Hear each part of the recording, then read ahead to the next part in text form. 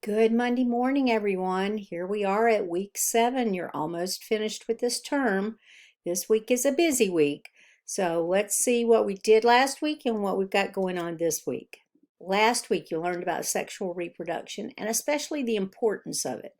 The mixing of the two different types of gametes to produce absolutely unique individuals in the offspring so that some of the offspring will survive no matter what conditions come along. You learned about some heredity and how traits are inherited.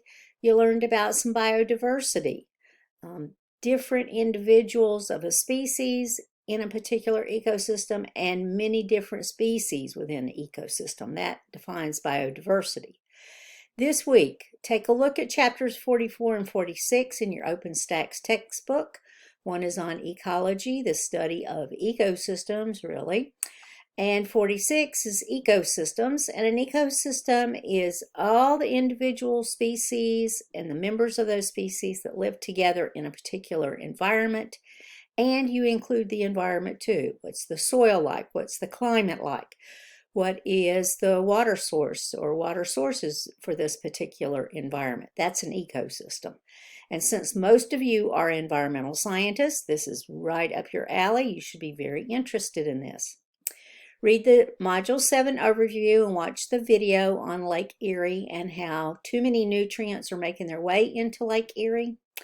I'm going to post another video separately about red tides in Florida that have been a problem over the last several years, and so many dolphins and manatees and fish and so many other organisms have died because of the red tides, which is really a type of algal bloom off the coast of Florida.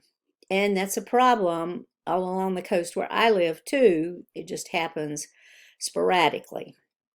The discussion board postings this week are about eutrophication, which is the aging out of a water system, like a lake or a pond. The phosphorus cycle, phosphorus is limited on the planet, and so we've just about dug up all the phosphorus that there is to dig up, so we have to recycle it.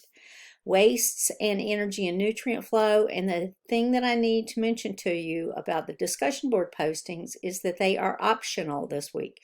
You do not have to do them. They will not be graded. I will not give you any kind of extra points if you do this, but it still is an interesting topic. So, that being said, please do go ahead and post in the discussion board. All right, this week, the main thing that is due is that final project.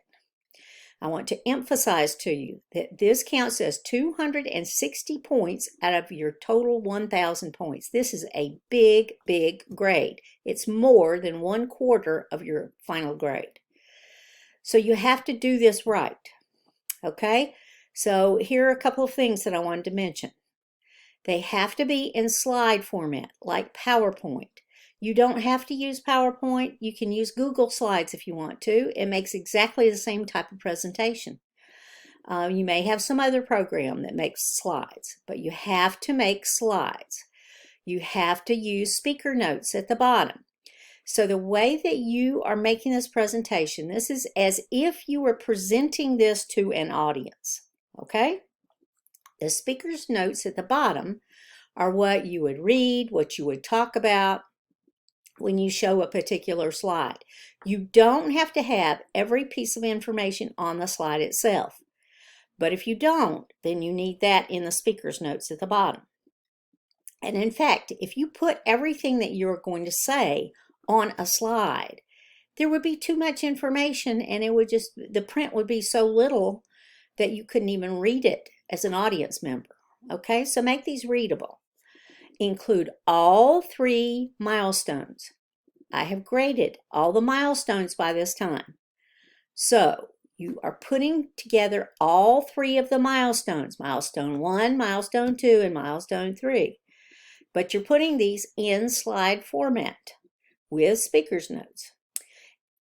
Go back and read the graded rubrics. This is terribly important because I've already been through all of your information. So I'm telling you how to improve your final project.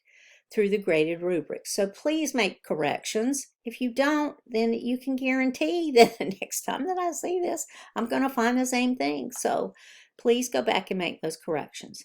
And don't forget to add some imagery, add some photos, add some graphics, add some statistics, add a quote from somewhere. You know, you want your slides to be interesting looking, not just a whole bunch of words for your audience members to read. So please add to your slides to make them more interesting, like you were given a presentation in a class to a company, whatever. And lastly, I've included data. If there's any way to include data from the research that you've done, do this. So what percentage of the Amazonian rainforest has already been destroyed? There's data out there for that. How fast is that happening? How many pounds of waste are produced by individuals in the United States in a year? If you're looking at waste management, water pollution, what are the levels of lead and copper and arsenic and anything else that are allowed in drinking water? See, data. So include anything like that that you can in your presentation, because that backs up what you're saying about your particular topic. And last of all, label every single slide. There are so many sections to this. Oh, here just a few sections, and there's so many. That's just one of the milestones rubrics. There's so many sections. Label all of the sections with headings so that I know what is what. And if I don't, and I have to guess, I may guess wrong and I may not find what you're wanting me to see. So please label everything.